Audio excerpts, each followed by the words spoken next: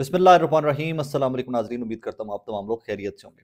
नाज़रीन, अक्सर हमारे दोस्त मेरे इवन क्लास फेलोज जो मेरे साथ पाकिस्तान से बाहर ज़ेर तालीम रहे, हम लोग इकट्ठे वहाँ पर वक्त गुजरा, तो अक्सर मुझे कहा करते थे कि यार तुम जर्नलिज्म में वक्त ज़ाया कर रहे हो। इवन माई ओन फैमिली मुझे बस मेरी पॉइंट पे मुझे कहा गया कि तनख्वाह नहीं है, कैसे खर्चे पूरे होते हैं, क्या कर रहे हो, लोगों की देखो, लोग कहाँ कहाँ फलां ने फलां फैक्ट्री लगाई, कहाँ चला गया, फलां ने फलां कारोबार किया, कहाँ चला गया, तुम क्यों वक्त ज़ाया कर रहे हो। तो मैं हमेशा से एक ही जवाब दिया करता था कि मैं अगर नान चने की रेहड़ी लगा रहा हूँ ना लाहौर की किसी सड़क के ऊपर, तो मैं हल्फन कह रहा हूँ कि यकीन माने आप, बहुत सारे लोगों ने, लाहौरियों ने मेरे पास नान चने खाने आना है, क्योंकि मुझे अपनी ज़ात के ऊपर इतना कॉन्फिडेंस है कि मैंने इतने साफ-सुथरे तरीके से और इतने बाअदब तरीके से आप लोगों को नान चने बेचने हैं कि आप लोग दोबारा खाने मेरे पास आओगे और मेरा वो कारोबार भी चल पड़ेगा। जर्नलिज्म करने का सिर्फ एक पर्पस था। ये कोई प्रोफ़ेशन नहीं है। मैं उन उन इदारों में या उस लेवल का एंकर या उस लेवल का सहाफ़ी नहीं हूँ कि मेरी कोई लाखों या करोड़ों रुपए तनख़्वाह है और मैं बहुत पैसा कमा रहा हूँ। शायद मेरे घर के बिजली के बिल भी मेरी तनख़्वाह से पूरे नहीं होते और मुझे 10 साल जर्नलिज्म में हो गए। मेरी गाड़ी का पेट्रोल, मेरे अभी भी ज़ाती ज़िंदगी के तमाम अख़राजात जो मेरे वालिदैन की जानिब से पूरे होते हैं। जर्नलिज्म एक पैशन था, आज भी है, और पैशन सिर्फ एक चीज़ का था कि यार मैं बहुत सारे बेबसों की, बहुत सारे ऐसे लोगों की आवाज़ बन सकता हूँ कि जिनकी आवाज़ इक़्तिदार के ऐवानों में नहीं सुनी जाती। और हमेशा से कोशिश की है। मैंने तकरीबन 10 साल होने वाले हैं मुझे, 9-10 साल हो रहे हैं मुझे जर्नलिज़्म के अंदर। जब से मैं प्रोग्रामिंग में आया हूँ, बहुत छोटे-छोटे इदारों में मैंने काम किया। जब से प्रोग्रामिंग में आया हूँ, मैं आउटडोर शोज़ ज़्यादा करता रहा। रीज़न ये कि मैं आम लोगों से मिल सकूँ, आम लोगों के मसाइल जान सकूँ और आगे लोगों तक पहुँचा सकूँ। उसमें बहुत और हमेशा पर्सनल पीआर के ऊपर भी मैंने लोगों के काम करवाने की कोशिश की कि यार किसी का मसला हल नहीं हो रहा, तो उस डिपार्टमेंट में जो कोई दोस्त है उसको फ़ौरी उसी टाइम कॉल करके रिक्वेस्ट करनी कि यार फलाँ जगह पे खड़ा शो रिकॉर्ड कर रहा था, इस बंदे का ये मसला है, जायज़ मसला है, गरीब आदमी है, प्लीज़ इसकी हेल्प कर देना। हालाँकि अपनी ज़ात के लिए आज तक कोई साबित करे कि मैंने अपनी ज़ात के लिए कोई जर्नलिज़्म से कोई फ़ेवर माँगी भी हो। लेकिन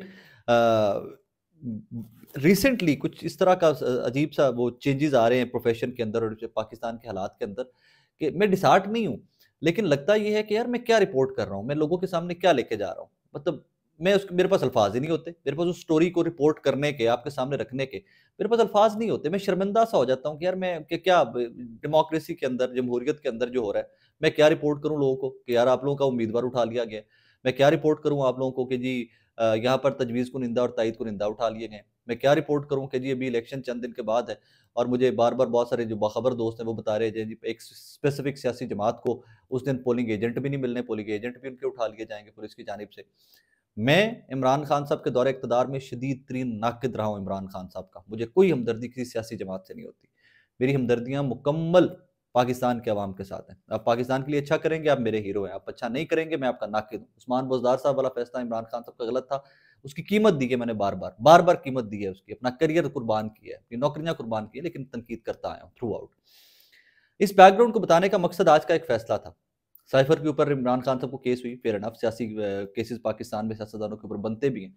यहाँ पर भैंस चोरी से लेकर खाद चोरी, मस्जिद की टूटी चोरी, चारपाई चोरी, बहुत बड़े-बड़े लोगों के ऊपर इस लेवल के केसेज़ बनते रहे हैं। खाल का पानी चोरी सियासतदानों के ऊपर और बहुत कद्दावर सियासतदानों के ऊपर इस तरह के केसेज़ बनते रहे हैं। साइफ़र में जो हो गई सज़ा, तोशाखाना में हो गई सज़ा, ठीक है, सियासी मामलात हैं, फ़ेयर एनफ। कभी वक़्त बदलेगा इमरान खान का, बाहर आ जाएँगे इन केसेज़ में, कभी सेटलमेंट होगी, बाहर आ जाएँगे, यही केसेज़ हवा में उड़ जाएँगे। एक केस है, मैं इसके ऊपर बात भी नहीं करना चाहता, मैं सिर्फ़ रिपोर्ट करके 1-2 जुमले कह के इससे आगे निकल जाऊँगा। इमरान खान साहब और बुशरा बीबी के निकाह के ऊपर अब से कुछ देर पहले इमरान खान साहब और बुशरा बीबी को 7-7 साल की कैद सुना दी गई है।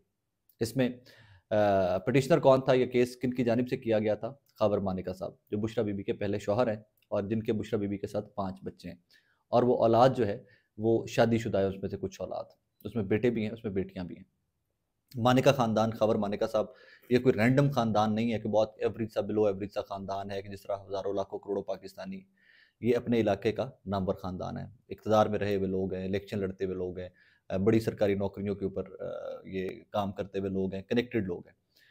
ख़ावर मानिका साहब 6 साल के बाद उस केस के अंदर इमरान खान और उनकी अहलिया बुशरा बीबी को सज़ा सुना दी गई कि ये निकाह गैर शरई था। आज के बाद ये सज़ा ख़ावर मानिका साहब की पिटीशन के बाद या ख़ावर मानिका साहब के इस केस को परसू करने के बाद ये केस इमरान खान साहब को नहीं सुनाई गई, ये बुशरा बीबी को नहीं सुनाई गई। ये सज़ा हमारे मुआशरे को, हमारी सोशल नॉर्म्स को, हमारे मज़हबी नॉर्म्स को और ख़ावर मानिका साहब की आने वाली नस्लों को सुनाई गई है कि ख़ावर मानिका साहब का जो तारुफ़ होगा इनके ख़ानदान का, इनकी आने वाली नस्लों का, वो क्या होगा, मुझे इसके ऊपर बात करने की हिम्मत नहीं है, और इस स्टोरी के ऊपर इससे ज़्यादा मुझे बात करनी भी नहीं है। Yes, I am hurt. इसके ये एक अजीब सा, बहुत ज़ाती सा मामला था, जिसको अदालतों में इस तरह घसीटा गया, और फिर नेशनल मीडिया किस तरह इसको रिपोर्ट कर रहा है और कैसे अजीब-अजीब से रंग दिए जा रहे हैं। तो मुझे इसके ऊपर इससे ज़्यादा बात नहीं करनी। लेकिन हम इखलाकी तौर पे मिनहसुल कौम कहाँ पे खड़े हुए हैं, इस पे आपको, मुझे, तमाम लोगों को ज़रूर सोचना चाहिए। बार-बार लोग कहते हैं मानिका साहब की बहुत सारी मजबूरियाँ होंगी, ज़रूर होंगी, लेकिन बहुत सारी मजबूरियाँ इस तरह की भी होती हैं कि जिसमें लोग जान से चले जाते हैं, लेकिन लोग गलत साइड के ऊपर खड़े नहीं होते। ये फैसला आप लोगों की ज़ात पे है कि आपने क्या सोचना है इसके बारे में, क्या क्या देखना है कि जी क्या हुआ और क्या नहीं हुआ। बुशरा बीबी के ऊपर तनकीद करने के लिए, इमरान खान के ऊपर तनकीद करने के लिए बहुत कुछ था आपके पास। तोशाखाना से ही स्टार्ट हो जाएगी। मैंने कल के ब्लॉग में भी कहा था कि मुझे ज़ाती तौर पे लगता है कि इमरान खान का कद तोशाखाना जैसे तहाइफ से बहुत बड़ा था, और वो खुद भी नाक़िद रहे हैं। सो आपको तनकीद ही करनी थी, तो बुशरा बीबी के साथ उनकी एक दोस्त हुआ करती थी, फ़रा साहिबा, जिनको आप उर्फ़ आम में फ़रा गोगी के नाम से जानते हैं। फ़रा गोगी साहिबा के कारनामे या बहुत सारे काम थे, जो रिपोर्ट होते भी रहे हैं, जिनमें बहुत सारे फैक्ट्स भी थे। तो उनके ऊपर तनकीद करने के लिए बहुत कुछ था। लेकिन ये सियासी बैटलफ़ील्ड को बहुत ही नीचे गिरा दिया गया है, बहुत लो कर दिया गया है इसका पैरामीटर, और आइंदा फिर सियासतदानों के साथ ये तमाम तर चीज़ें जो हैं, it will become a norm now, कि आने वाले दिनों के अंदर आप देखा करेंगे कि जिस भी सियासतदान को कैरेक्टर असैसिनेट करना है, जिसका कैरेक्टर असैसिनेशन करनी है, उसके निकाह नामे तक निकलवाए जाएँगे। और मुझ जैसे लोग तो इन डेज़ टू कम अपनी आने वाली नस्लों को बोलेंगे कि बेटे निकाहनामा और ये सारी चीज़ें जो हैं, इनको 4-4 दफ़ा, 10-10 दफ़ा वेरीफ़ाई करना, और उसके बाद शादी वाले जैसे पाकीज़ा बंधन में भी, शादी जैसे बंधन में उसके बाद बंधना। आखिर में कल से एक तकरीर, काफ़ी दिनों से एक ही पैटर्न ऑफ स्पीचेज़ आ रही हैं, नवाज़ शरीफ साहब की और शहबाज शरीफ साहब, मरियम नवाज़ साहिबा की।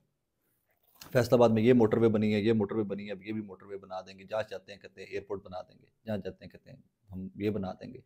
ठीक है, फेयर इनफ, उनका एक बयानिया है वो कि जी हम सड़कें बनाते हैं, मोटरवेज़ बनाते हैं, फेयर इनफ। चंद सवालात मोटे-मोटे, कोई 20-30 बिलियन डॉलर, एग्ज़ैक्टली कुछ 26 के 24 या 26 बिलियन डॉलर हैं जो पाकिस्तान ने इस साल के अंदर-अंदर वापस करने हैं। बहुत सारे इस तरह के कर्ज़े हैं जो हमारे, मतलब बाल-बाल हर बच्चे का, पाकिस्तानी का, हर पाकिस्तानी का एक-एक बाल जो है वो कर्ज़े के नीचे दबा हुआ है। नवाज़ शरीफ साहब जब ये वादा करते हैं कि मैं यहाँ छोटे से शहर में एयरपोर्ट दूँगा, तो पहले जो एयरपोर्ट्स और आपकी एयरलाइंस हैं, उनका हालात क्या हैं, आप उसके ऊपर बात क्यों नहीं करते? आप कहते हैं कि हम मोटरवे बना के देंगे, ठीक है बना के दें। अब मुझे ये क्यों नहीं बताते? मैं हर स्पीच इसलिए सुनता हूँ, क्योंकि मेरा एक काम भी है, मैं सहाफ़ी हूँ। लेकिन मैं स्पीचेज़ इसलिए भी सुनता हूँ कि हो सकता है मियाँ नवाज़ शरीफ साहब के मंशूर आने के बाद कुछ नया हो स्पीच के अंदर, कि जनाब ये हम करने जा रहे हैं, हमारे पास ये तरीक़ाकार है पाकिस्तान को कर्ज़ों में और इस सारी दलदल में से निकालने का। मोटी-मोटी बातें कि मैं जब तक अपनी कमाई नहीं बढ़ाऊँगा तब तक मैं कर्ज़ों से कैसे निकल सकता हूँ। सो सिर्फ़ एक ही चीज़ का वो दे दें हमें, कोई वे आउट दे दें कि आप एक्सपोर्ट्स कैसे बढ़ाएँगे? किन-किन चीज़ों में, किस-किस इंडस्ट्री की एक्सपोर्ट्स बढ़ाएँगे? टेक्सटाइल में जाएँगे, आईटी में जाएँगे, क्या करेंगे? स्पोर्ट्स गुड्स को एक्सपोर्ट करेंगे, क्या करेंगे? कोई एक रोड मैप दे दें यार। कम से कम मुझ जैसे लोग जो हैं वो आपके जो आप जो मंजन या जो आप तकारीर में बेच रहे हैं सारा कुछ, जो what you are selling to the people, तो मेरे जैसे लोग कम से कम उसके डॉट्स तो कनेक्ट कर सकें कि यार नवाज़ शरीफ साहब के पास कोई ना कोई रोड मैप तो है। बिकॉज़ मुझ जैसे लोगों को, पाकिस्तानियों को रोज़ ये तो बताया जाता है कि जी आप वोट करें या ना करें, Nawaz Sharif is the next prime minister.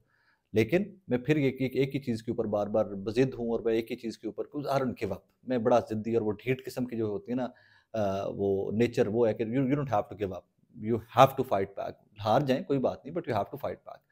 सो इसमें फिर मेरे एंड में एक वही दरख़्वास्त कि किसी भी किस्म का जो रिटेलिएशन है, जो आपके नज़रियात से मुखालिफ चीज़ें हैं, आप उनको, सिर्फ़ एक चीज़ या एक वाहिद वे आउट है आपके पास उनको हराने का, और वो है 8 फरवरी को वोट की ताकत। आपको सुबह 8 बजे से लेके शाम 5 बजे तक का वक़्त दिया जाएगा। ये 8-9 घंटे आपकी नस्लों का, आपकी जनरेशंस टू कम, आपके पाकिस्तान का, आपके इस मुल्क और कौम की फ्यूचर का तयन करेगा। या तो आप वोट करेंगे और अपने मुल्क का रुख किस तरफ जाना है आपकी कौम ने, मुल्क ने, आप खुद उस समत का तयन करेंगे, या फिर आप आइंदा अगर आप वोट नहीं करेंगे, तो आप में से कोई बंदा भी पाकिस्तान के बारे में बात नहीं करेगा कि पाकिस्तान में ये गलत हो रहा है, मेरे मुल्क में ये ठीक नहीं हो रहा है, ये फिर आपको कोई हक नहीं होगा। रिमेंबर वन थिंग, कि जब आप घोड़ों की रेस में गधे दौड़ाएंगे, तो गधे कभी परफॉर्म नहीं कर सकेंगे, और वो आपकी चॉइस है कि आपने गधे दौड़ाने हैं या घोड़े दौड़ाने हैं घोड़ों की रेस के अंदर। और उस चॉइस का, उस इंतखाब का मौका आपको 8 फरवरी को अल्लाह पाक दे रहा है, और उसको कैश कीजिएगा किसी भी कीमत के ऊपर। मैं मतलब बहुत सारे दोस्तों को मैं ज़ाती तौर के ऊपर जानता हूँ जो पाकिस्तान के अंदर नहीं है, उनकी फैमिलीज़ पाकिस्तान में आ रही हैं। मुझे आज सुबह पता चला कि यहाँ लाहौर में रिहायशी कुछ लोगों का वोट गुजरात का बना हुआ है, एंड दे वर प्लानिंग कि जनाब हमने वोट से 1-2 दिन पहले ही गुजरात चले जाना है, हमारे घर के 12-14 वोट हैं, we have to go there and we have to vote. और वो इस तरह के बेतहाशा लोग हैं जो अपने आबाई इलाकों में जहाँ-जहाँ उनके वोट रजिस्टर्ड हैं वहाँ पर जाकर वोट करेंगे। वोट कीजिएगा, ज़रूर कीजिएगा, और अगर आप वोट नहीं करते तो पाकिस्तान के निज़ाम के ऊपर, पाकिस्तान की जमहूरियत के अंदर, पाकिस्तान के अंदर जो कुछ हो रहा है, आपको किसी चीज़ के ऊपर क्रिटिक का, तंज़ का, मज़ाक उड़ाने का, तनकीद का कोई हक हासिल नहीं होगा। अपना बहुत सारा ख्याल रखिएगा, दुआ में याद रखिएगा। अल्लाह